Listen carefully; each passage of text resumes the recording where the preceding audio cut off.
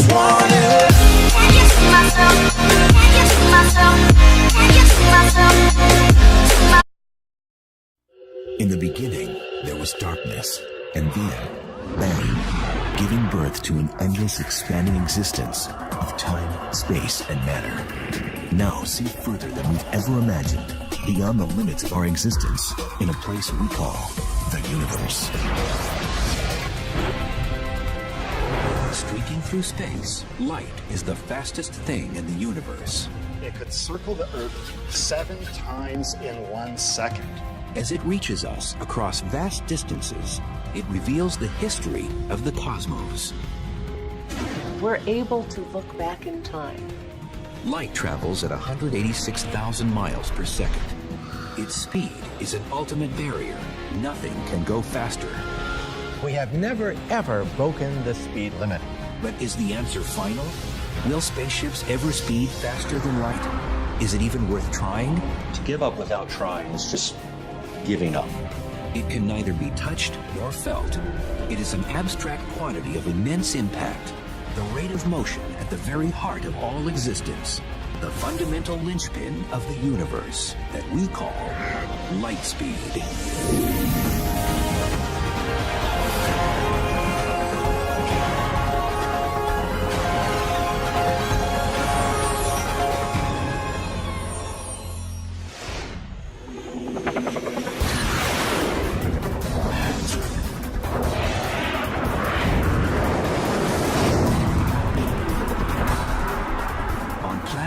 Where speed is in demand, the fastest people, vehicles, and technologies seem to crawl in a cosmos where light speed is king.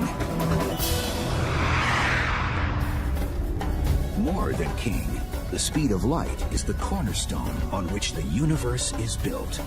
There's a famous saying in physics, which is that the speed of light is not just a good idea, it's the law. The speed of light is one of the most important speed limits in the entire universe. The speed of light, 186,000 miles per second, is just incredible. I mean, if light traveled in a circle around the Earth, it could circle the Earth 7 times in 1 second. That's an incredible speed. That incredible speed is the first thing we encounter when confronting the phenomenon of light. To say it is fast is a colossal understatement. It's amazing to me that when I talk on my cell phone, I can talk to somebody clear across the country, and I'm not really aware of any time lag. And that signal is going from my phone to a tower, up to a satellite, back down, and it seems instantaneous. So we really take for granted the speed of light could practically be infinite to us. Physics professor Clifford Johnson of USC is an avid bike rider. Circling a track, he considers trying to cover the same 186,000 miles that light does in 1 second. He'll find, however, that his work will be cut out for it. To travel the distance that light moves in just 1 second, it would take me 22 months on a bike moving at 12 miles an hour, cycling 24 hours a day. But the speed of light, in relation to the speed of life, makes our world work in just the way we've come to expect. One of the beneficial effects for humanity of having the speed of light be as fast as it is that what you see is what you get. Light speed makes everyday experience virtually instantaneous.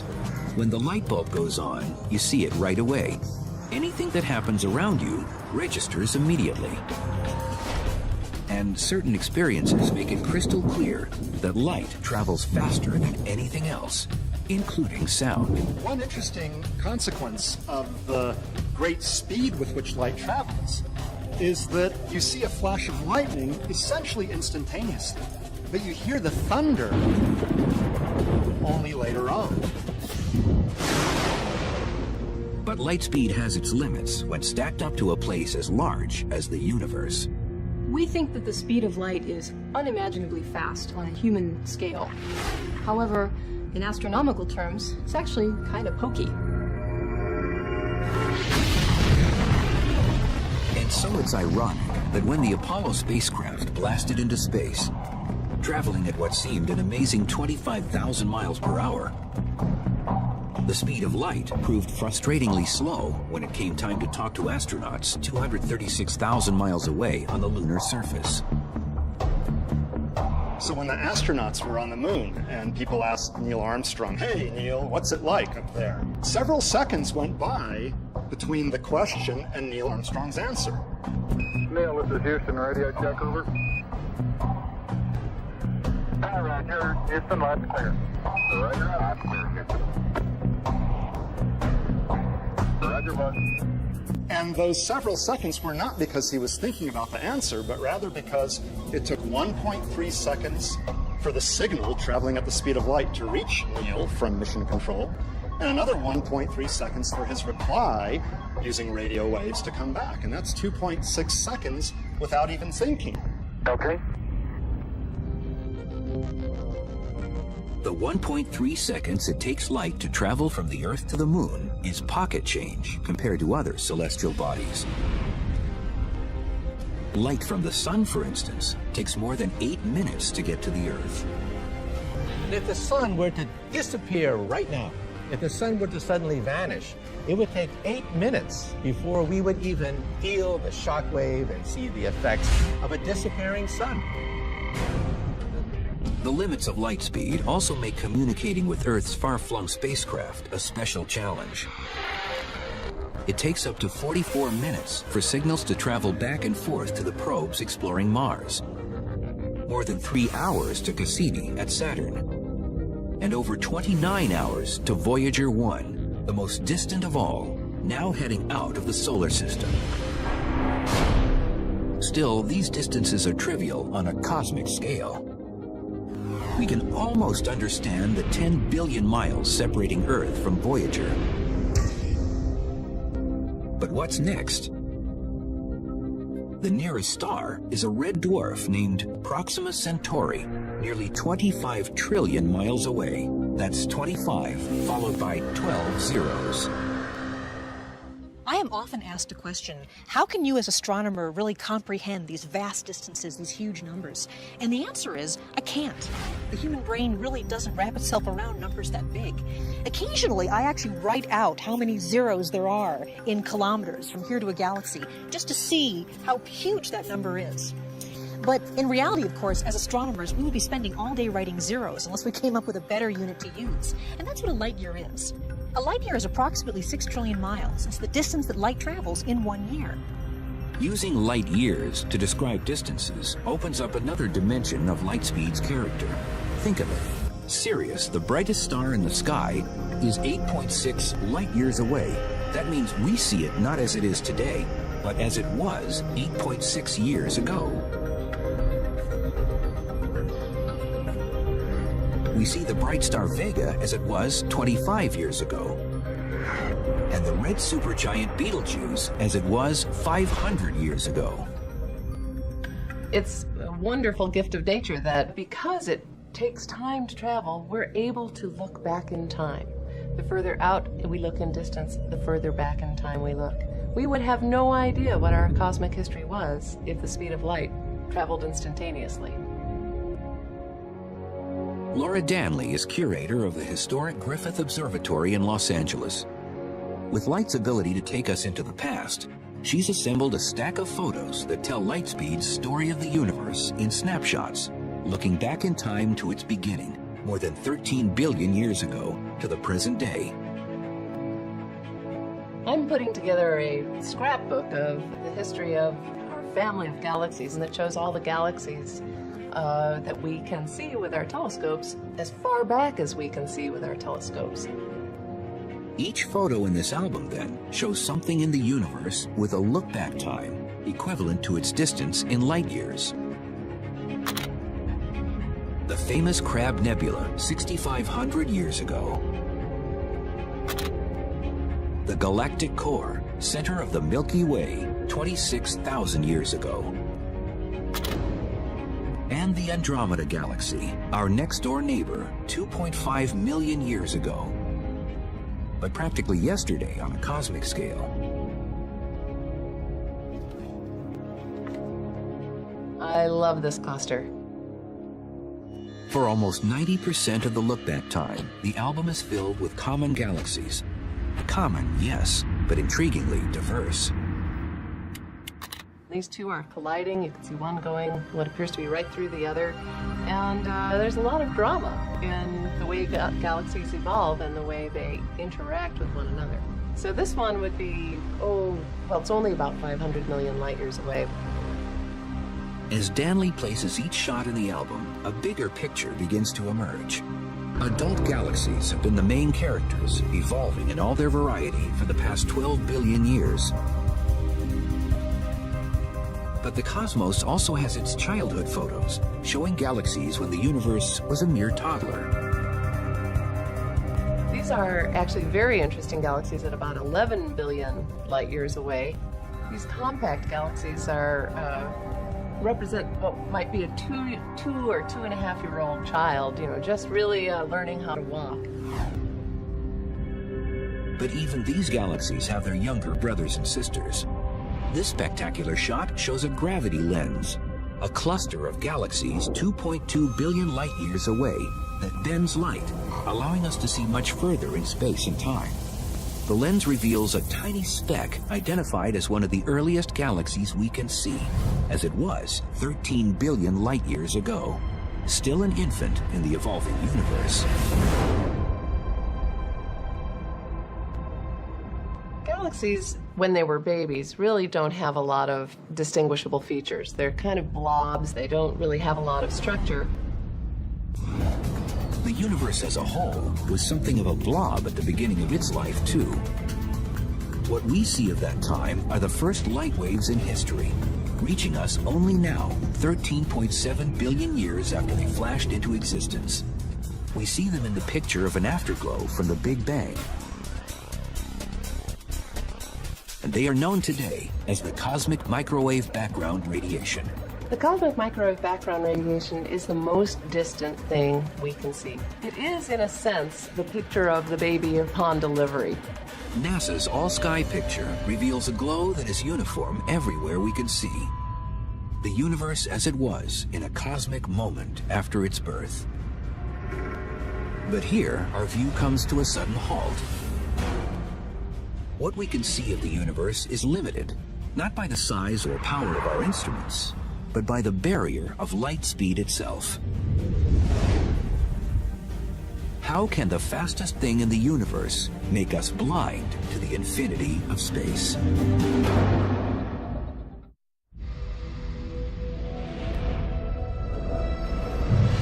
Knowing that light speed is 6 trillion miles per year gives us the light year, a convenient shorthand for talking about the huge distances in the universe.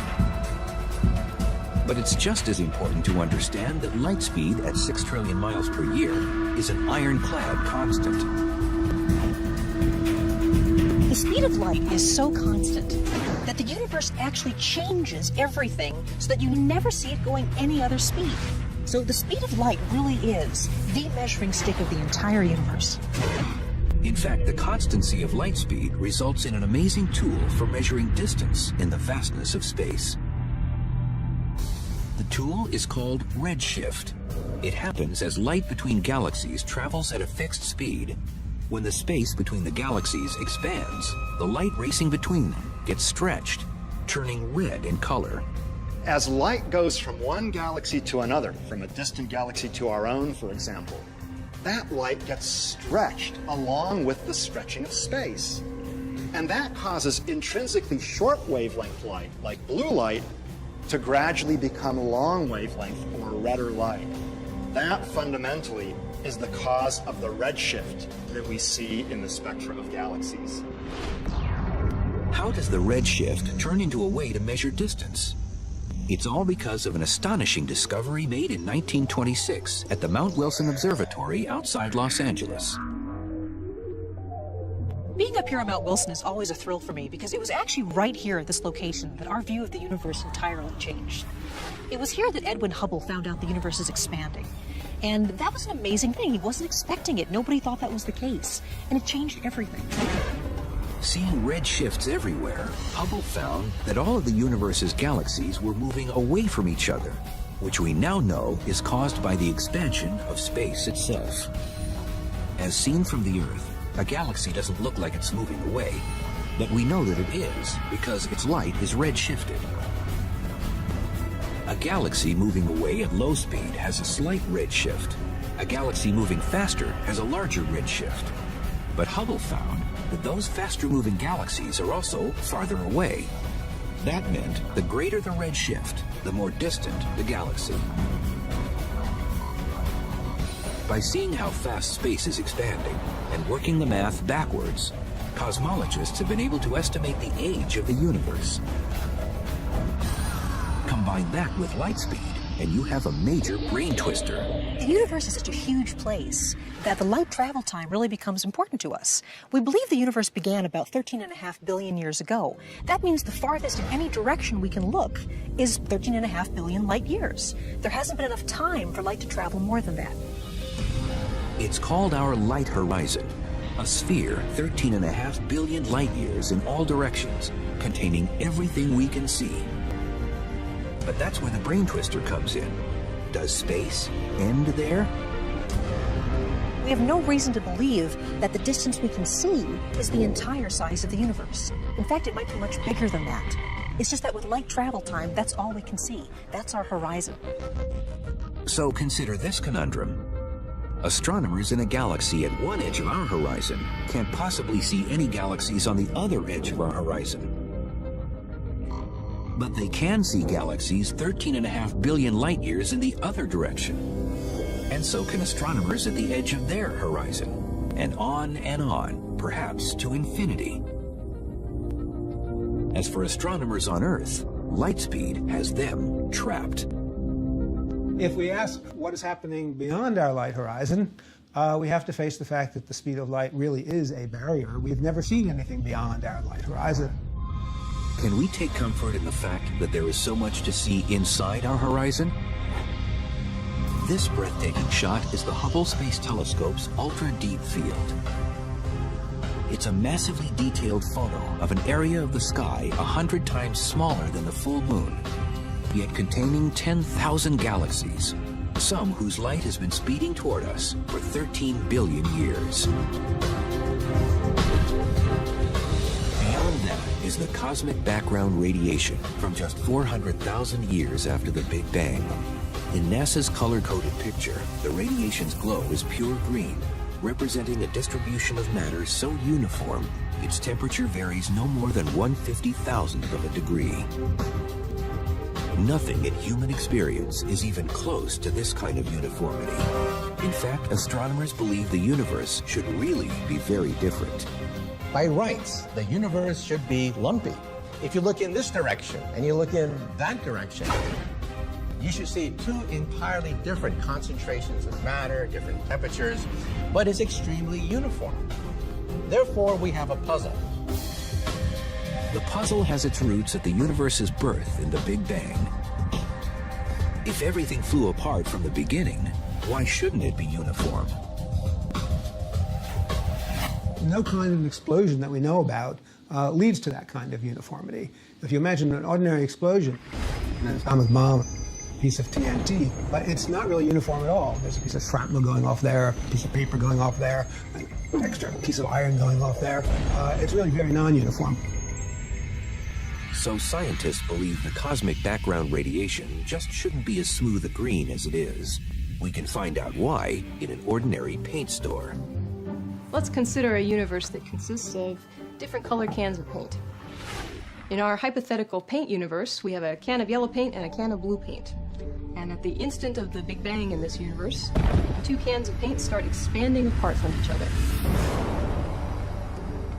In our hypothetical paint universe, one side of it would look yellow, and the other side would look blue. But as we've learned, the cosmos looks green, whether it's the paint universe or the real thing. The two colors of paint represent the different particles in the infant universe. To end up a uniform green, like the cosmic background radiation, they had to be touching. But when scientists first calculated the speed of the Big Bang, they concluded that it blew everything apart faster than the speed of light, meaning blue and yellow were too far apart, even at the instant of creation, for any mixing to take place. Seeing a universe that's so uniformly green would be very strange. It would be like taking our can of yellow paint, pouring it out, and having it be green, then taking the can of blue paint, pouring it out, and having it be green as well. It's impossible. This horizon problem can be solved by a theory that I've worked on called inflation, which is a twist on the Big Bang. Inflation is now the widely accepted variation that makes the Big Bang work without the limit imposed by the speed of light. Another way this could have happened is that our paint universe might have expanded only this far. The two cans of paint have enough time to mix and become uniformly green before the universe undergoes a sudden period of expansion that occurs faster than the speed of light. This would spread green paint all over the universe. If this theory is right, the period of inflation is really the Big Bang that we observe. The other bang that happened before that becomes really a little bang. It's just a precursor to the real Big Bang. Even today, the universe is expanding at high velocity. Galaxies speeding away from each other so fast that they seem to violate light speed as the ultimate speed limit.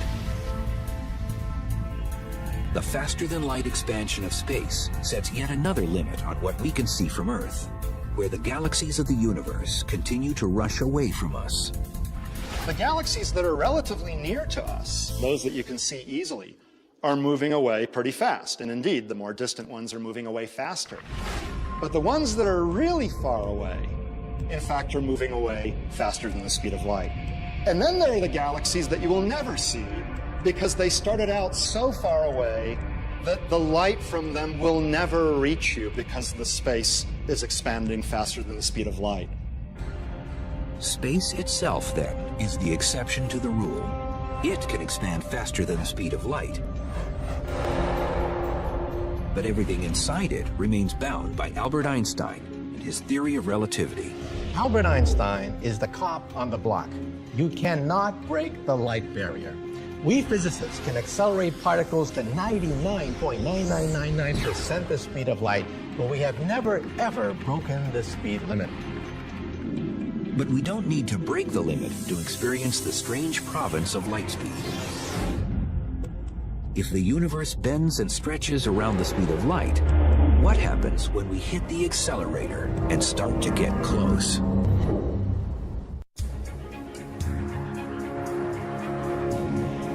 For most of us, light seems simple and uncomplicated, a quality of nature by which we see the universe. Under the scrutiny of science, however, it becomes strange and bizarre. Light is such a common thing in our everyday experience, and yet we have very little understanding of it, really. It's very weird. The speed of light is something that the entire universe bends around to accommodate. We can begin to understand why the universe bends itself around light speed by joining physicist Clifford Johnson at a bicycle track, where a tennis ball will compete against a beam of light. If I throw an ordinary object like a tennis ball, I can throw it at a given speed, it'll go a certain distance. This is the path of the tennis ball as Johnson throws it while he's standing still. It lands roughly halfway down the track. Next, he'll throw the ball again, but this time from a moving bike, with different results. If I throw the tennis ball at that same speed while riding the bike, it'll go faster because it's the speed of the tennis ball plus the speed of the bike, and so it'll go further. Compare the two tosses, and the difference is clear. The ball goes faster and farther when thrown from the moving bike. It makes perfect sense. But now we put light to the same test, using the bike's headlight instead of a tennis ball. If I'm standing stationary and I switch on the headlight of the bike, that beam of light that comes out of the headlight comes out at the speed of light. No other speed but the speed of light. Suppose the beam was slow enough for us to actually see its motion down the track. We mark its position just a brief moment later. Next, Johnson switches on the headlight at riding speed, and the unexpected happens. In that same moment of time, the light travels exactly the same distance as before. Unlike for the tennis ball, you don't add the speed of the bike to the speed of the light. The speed of light remains the speed of light. The two light beams travel the same distance because light speed is constant and independent of the source's motion. It may fly against intuition, but it is a fact of nature. Every beam of light in the universe travels at the same speed in empty space, no matter how fast the star or comet or galaxy that emits it is moving. After scientists discovered this fact at the end of the 19th century, Albert Einstein did the math for the rest of us and developed his special theory of relativity, with constant light speed as its center. Understanding the speed of light gave us a window into understanding the nature of space and time as we understand it now. We do not live in a rigid world where meter sticks and a clock ticking at regular intervals. We live in a flexible, stretchy, Einstein's world, relativistic world of space and time. In common experience, the universe doesn't seem very stretchy to us because compared to light speed, we are moving very slowly. But when we crank up the velocity, things begin to change.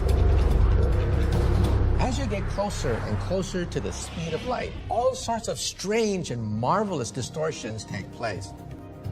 When we say that the universe kind of bends itself so that the speed of light is always constant, it's amazing how literally that's really true. As you move closer and closer to the speed of light, your time appears to slow down to an observer that's sort of watching you go by. That's amazing.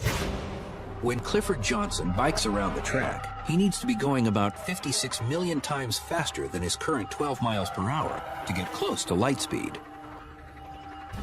But suppose he could. Imagine I were riding my bike close to the speed of light. Never mind whether that's possible or not. Just imagine that this was happening. My clock's running slow compared to the cameraman on the ground who's filming me. If I do that for a while, I'm going to age much more slowly than the cameraman who's on the ground. So that when I come back from the trip and come back and talk to the cameraman, he's actually much older than when I left him. If this sounds like magic instead of science, there is proof in something that many of us experience every day. A great example of Einstein's special theory of relativity and the fact that clocks that are moving relative to you run more slowly than your own clock, which is at rest, is the GPS system. The global positioning system lets us drive our cars without getting lost. Turn right. GPS begins with a network of 24 satellites orbiting the Earth 12,500 miles above the surface. At any one time, the device in your car receives signals from at least 4 satellites and compares their light speed travel times to calculate an accurate location on the ground. Drive 500 feet, then turn right. The whole thing depends on super accurate clocks. And when the engineers designed the system, they knew the satellites would be orbiting at nearly 7,000 miles an hour. The speed is enough to slow down their clocks by a tiny fraction of a second. The engineers have factored all the relativistic time differences into the system, which gives it impressive precision. If the clocks in the satellites are running at a different rate than the clocks down here on Earth, and you don't take that into account, you will get the wrong answer for where your car is. Drive 0.1 miles to destination on left. The distortion of time is only one of the strange results of traveling close to the speed of light. On the bike track, Clifford Johnson continues to push the envelope as space begins doing odd things to him and his bicycle. Imagine I'm on my bike again, going close to the speed of light. An observer looking at me would actually see, for example, that the length of my bike in the direction of motion I'm moving is getting shrunk. Actually, the bike is getting shorter. The effect is called length contraction, and together with time dilation, it is seen by a stationary observer while looking at someone traveling close to light speed. But Professor Johnson does get his own chance to witness light speed's weird effects. As his velocity closes in on light speed, his view of the world changes drastically. What I'm seeing as I move close to the speed of light, straight ahead, is that the shapes in front of me are getting quite distorted as compared to everyday life. Everything is being twisted into a sort of tunnel shape, and the colors are getting distorted in various ways. The color changes come from the Doppler effect, and the shape distortions from a phenomenon known as aberration. The distortion is somewhat similar to what you would see if you were driving through a rainstorm. If you were stationary, you would just see the rain coming straight down if you looked out of the side of the window.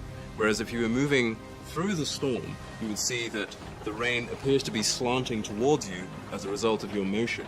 And that's at the basis of that warping effect that you get as you're moving near the speed of light towards objects in front of you. In reality, we don't have to travel near the speed of light to experience the distortions caused by motion through time and space. They are with us every minute of the day. All of the distortions that happen as a result of a finite speed of light still happen on an everyday basis, even in our everyday life, but the effects are so tiny that we can't perceive them. Still, light speed has its other quirks in the slow-moving world, quirks we perceive very well. The speed of light may be a constant, but only in the vacuum of space. When light moves through things like glass or fluids, it slows down appreciably. If it didn't, things like telescopes and human vision would be impossible. But what would happen if light slowed down much more? If the speed of light were zero?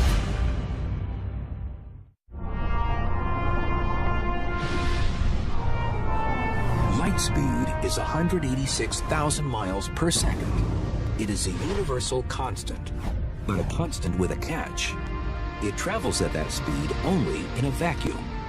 Light changes its speed when it travels through different media. It travels more slowly through water. That's why you see refraction and bending and rippling of light when you're underwater.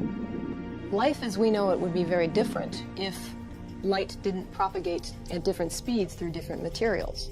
For example, we wouldn't be able to see. Our eyes wouldn't work the same way. In a universe where light moved at the same speed through all materials, we would know little of the world around us, seeing only vague blobs of dark and light. That's because our eyes depend on biological lenses to focus images on our retinas. Just like lenses made of glass, they work because light slows down as it passes through them. Well, why is that? Because light is absorbed by the atoms of glass, and then they re-radiate it later. So there's a delay factor. Light hits an atom, the atom vibrates, and then sends a light package off.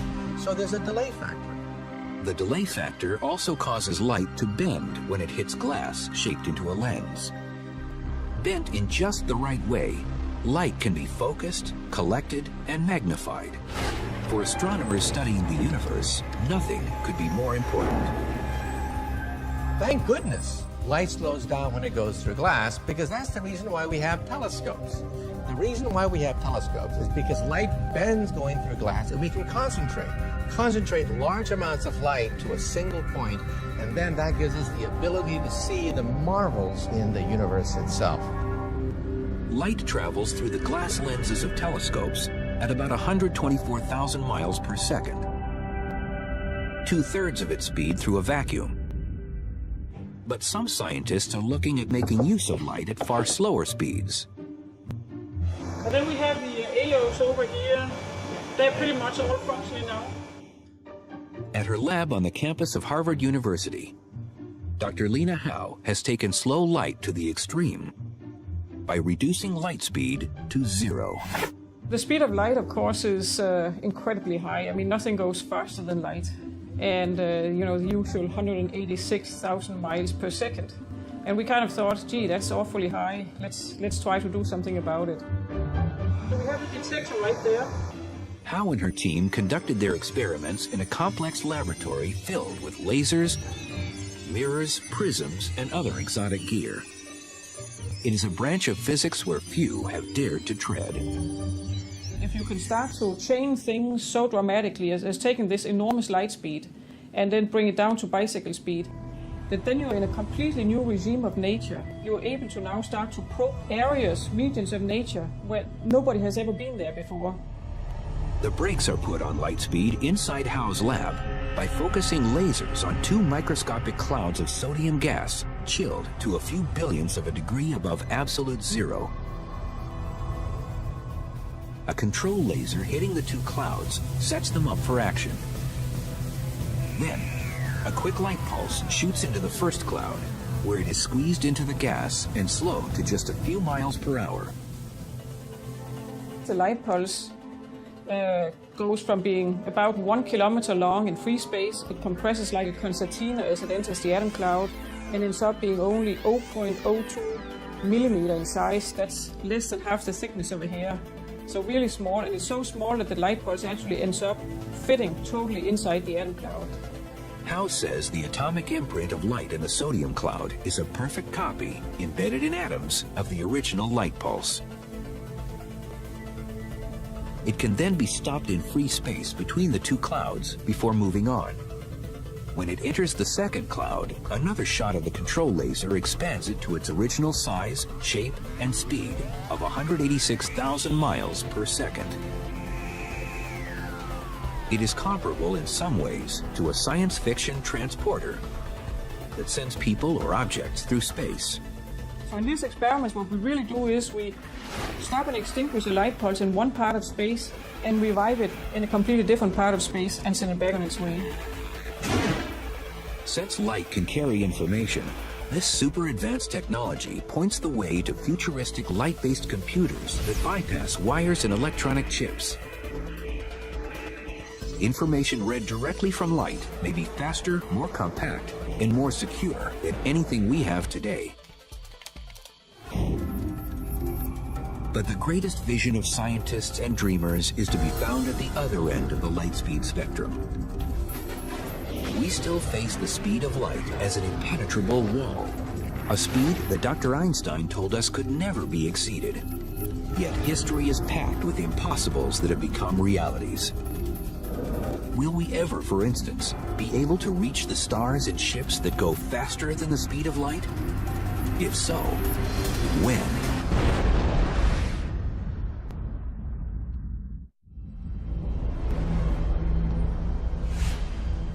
In April 2008, world-famous physicist Stephen Hawking called on the human race to colonize space and make interstellar travel a long-term aim. Spreading out into space will completely change the future of the human race, and maybe determine whether we have any future at all.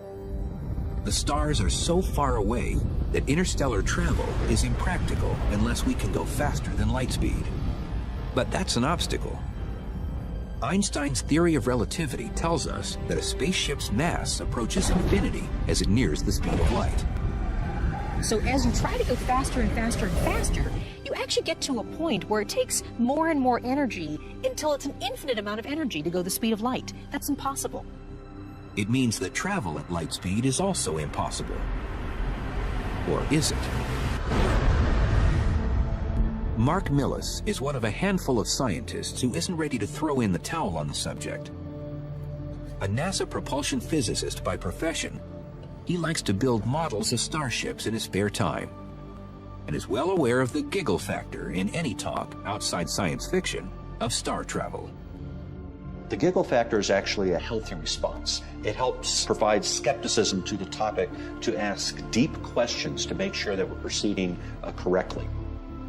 Once head of NASA's mothballed Breakthrough Propulsion Project, Millis is editor of a book that has collected the serious current research on the subject. When it comes just to the light speed issue, there's about 36 physicists who've written articles, some skeptical, some suggesting new methods on the topic. No one is saying that anytime soon we'll be able to have warp drive to the stars. But on a scale of centuries to millennia, it can't be ruled out. Virtually all physicists agree it's impossible to travel through space at faster than light speed. But there may be a way to cheat by altering space instead of traveling through it. Believe it or not, even NASA scientists are studying the possibility that perhaps we can fold space, punch a hole in space, make a subway system through space and time. That's the basic idea behind using wormholes to actually twist space around on itself and take a shortcut through the universe. What would a wormhole machine look like? Probably huge in scale, with equipment staged perhaps on a massive number of asteroids arranged in a gigantic sphere. It would require an enormous battery of laser beams to concentrate tremendous energy to a single point. We have to attain fantastic temperatures, the highest energy attainable in our universe, in order to open up a hole, a bubble, a gateway perhaps to another universe. Another way of tricking space into letting us travel faster than light is the warp drive. Miguel Alcubierre was the first one to write about the warp drive in 1994.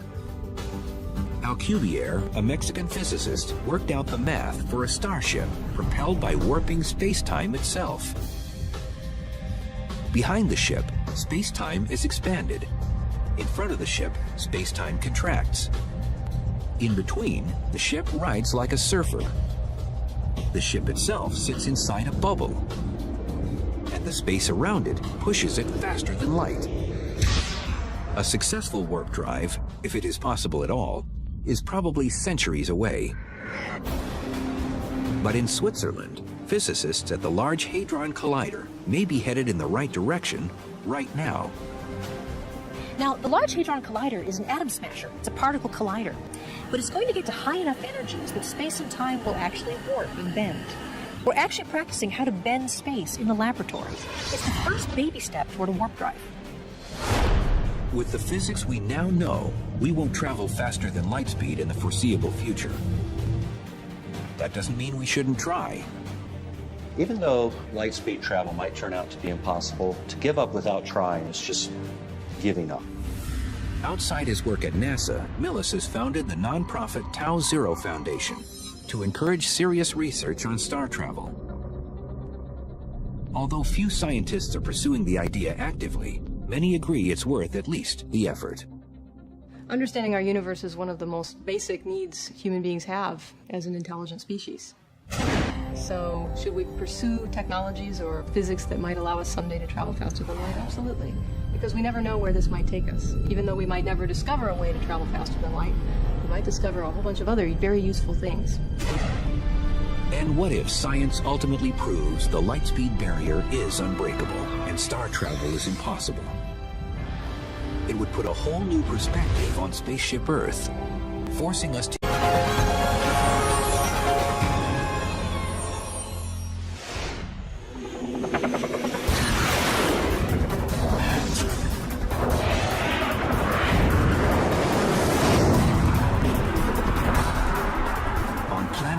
where speed is in demand, the fastest people, vehicles, and technologies seem to crawl in a cosmos where light speed is king. More than king, the speed of light is the cornerstone on which the universe is built. There's a famous saying in physics, which is that the speed of light is not just a good idea, it's the law. The speed of light is one of the most important speed limits in the entire universe.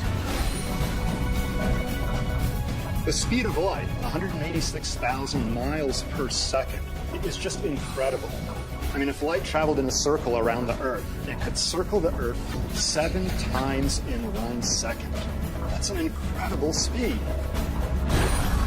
That incredible speed is the first thing we encounter when confronting the phenomenon of light. To say it is fast is a colossal understatement. It's amazing to me that when I talk on my cell phone, I can talk to somebody clear across the country, and I'm not really aware of any time lag. And that signal is going from my phone to a tower, up to a satellite, back down, and it seems instantaneous. So we really take for granted the speed of light. As the universe. We think that the speed of light is unimaginably fast on a human scale. However, in astronomical terms, it's actually kind of pokey. And so it's ironic that when the Apollo spacecraft blasted into space, traveling at what seemed an amazing 25,000 miles per hour. The speed of light proved frustratingly slow when it came time to talk to astronauts 236,000 miles away on the lunar surface. So when the astronauts were on the moon and people asked Neil Armstrong, "Hey, Neil, what's it like up there?" Several seconds went by between the question and Neil Armstrong's answer. Neil, this is Houston, radio check, over. Hi, Roger. Houston, line's clear. Roger, I'm clear, Houston. Roger, bud. And those several seconds were not because he was thinking about the answer, but rather because it took 1.3 seconds for the signal traveling at the speed of light to reach Neil from mission control, and another 1.3 seconds for his reply using radio waves to come back. And that's 2.6 seconds without even thinking. Okay. The 1.3 seconds it takes light to travel from the Earth to the Moon is pocket change compared to other celestial bodies. Light from the sun. I just wanna. Can you see myself? Can you see myself? Can you see myself? In the beginning, there was darkness, and then, bang, giving birth to an endless expanding existence of time, space, and matter. Now see further than we've ever imagined, beyond the limits of our existence, in a place we call the universe. Streaking through space, light is the fastest thing in the universe. It could circle the Earth 7 times in 1 second. As it reaches us across vast distances, it reveals the history of the cosmos. We're able to look back in time. Light travels at 186,000 miles per second. Its speed is an ultimate barrier.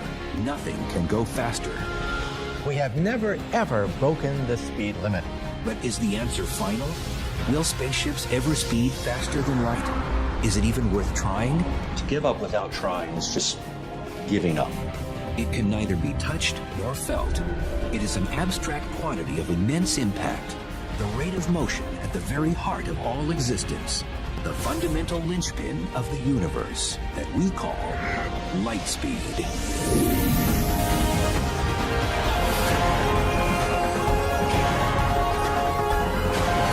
For instance, takes more than 8 minutes to get to the Earth.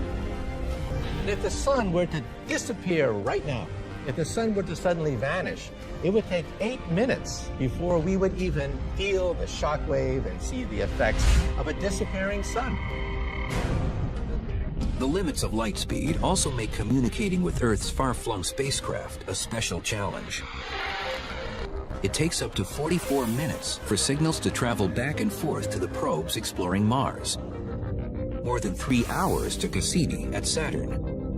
And over 29 hours to Voyager 1, the most distant of all, now heading out of the solar system. Still, these distances are trivial on a cosmic scale. We can almost understand the 10 billion miles separating Earth from Voyager. But what's next? The nearest star is a red dwarf named Proxima Centauri, nearly 25 trillion miles away. That's 25 followed by 12 zeros. I am often asked a question, how can you as an astronomer really comprehend these vast distances, these huge numbers? And the answer is, I can't. The human brain really doesn't wrap itself around numbers that big. Occasionally, I actually write out how many zeros there are in kilometers from here to a galaxy, just to see how huge that number is. But in reality, of course, as a flight could practically be infinite to us. Physics professor Clifford Johnson of USC is an avid bike rider. Circling a track, he considers trying to cover the same 186,000 miles that light does in 1 second. He'll find, however, that his work will be cut out for it. To travel the distance that light moves in just 1 second, it would take me 22 months on a bike moving at 12 miles an hour, cycling 24 hours a day.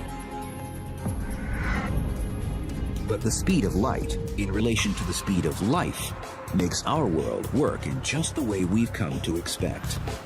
One of the beneficial effects for humanity of having the speed of light be as fast as it is that what you see is what you get. Light speed makes everyday experience virtually instantaneous. When the light bulb goes on, you see it right away. Anything that happens around you registers immediately. And certain experiences make it crystal clear that light travels faster than anything else, including sound. One interesting consequence of the great speed with which light travels is that you see a flash of lightning essentially instantaneously, but you hear the thunder only later on. But light speed has its limits when stacked up to a place as large